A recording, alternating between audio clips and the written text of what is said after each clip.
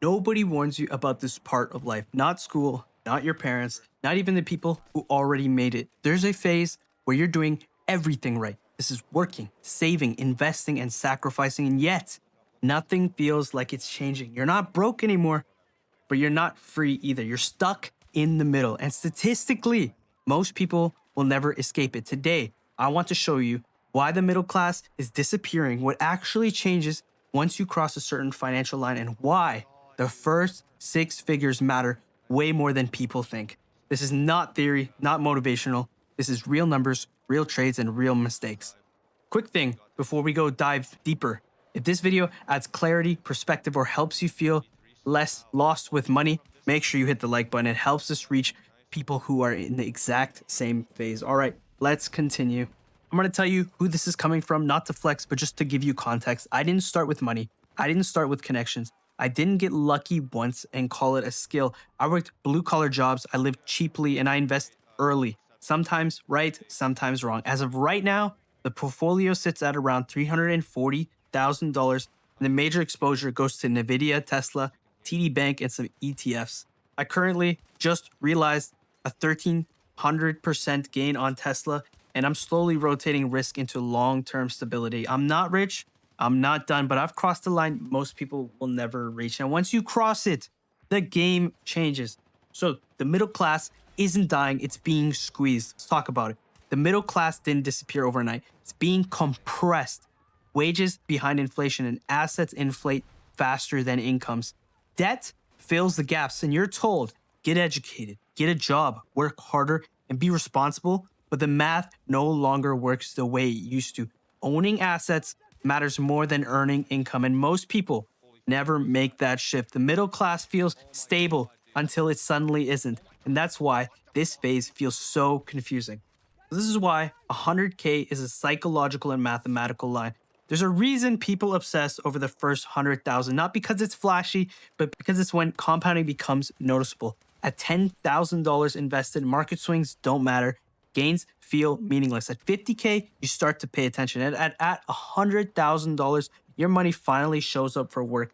A 10% year doesn't feel abstract anymore. It moves your life.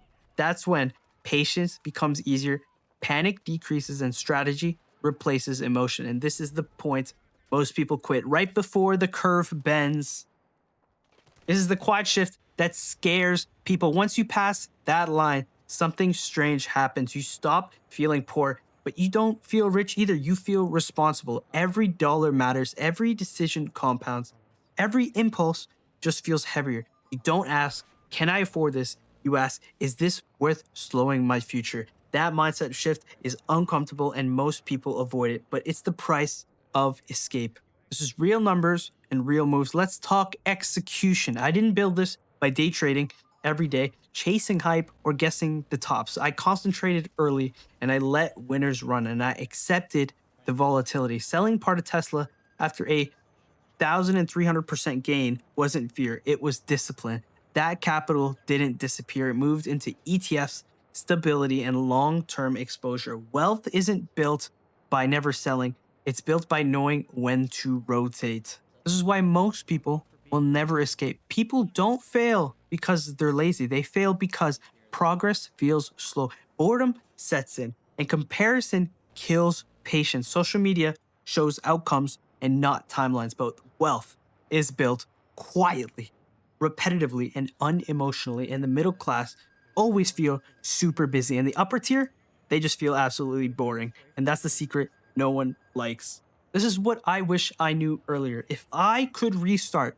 I'd invest smaller amounts sooner. And I'd stop explaining myself.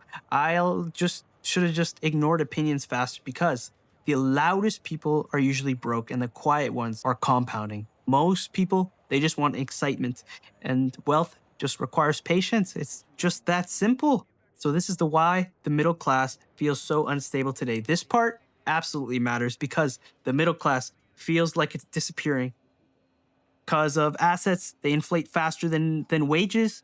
Cash loses value and ownership is delayed. If you don't own appreciating assets, you're running uphill. This isn't politics, it's math. And once you see it, you cannot unsee it. This is the moment it finally clicks. There's a moment where Your portfolio moves more than your paycheck. A good year changes your trajectory and time becomes your advantage. That's when fear turns into patience, not because risk disappears, but because probability shifts. This is what comes after 100K. After 100K, you think in decades. You stop rushing, you protect momentum, and the goal isn't speed anymore, it's durability. And that's how wealth survives. If you're early, you're not behind. And if you're stuck, you're not broken. If it feels slow, that's completely normal. Just don't stop before the compounding takes over. That's where most people lose. If you want more real money talk, numbers, mindset, no fake guru nonsense, make sure you subscribe. And if you're building right now, make sure you leave a comment. I read every single one. If you're listening to this, I'm rooting for you. Thank you so much for your time. Stay sexy, stay awesome, and I'm out. Peace.